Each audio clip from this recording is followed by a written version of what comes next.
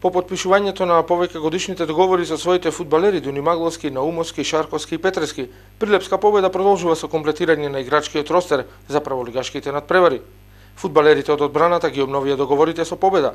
Стоперите Александар Крстевски и Валентин Колески, левиот бек Даниел Котески, а стоперот Дарко Илиевски, кој тренираше со клубот во пролетниот дел од сезоната, е првото официјално засилување на клубот. Потпис на повеќе годишен договор со победа стави еден од најперспективните голмани во земјава, Даниел Котевски, кој има само 16 години. Од одбраната останува и Денис Димитриовски, кој се очекува деновиве да потпише договор, а со останатите фудбалери се уште се преговара.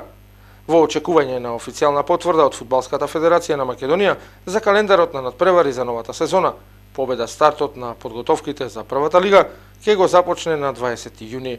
Од 16 до 21 овој месец во Струга ќе се одржи поединечното државно првенство во шах за млади од 8 до 18 години.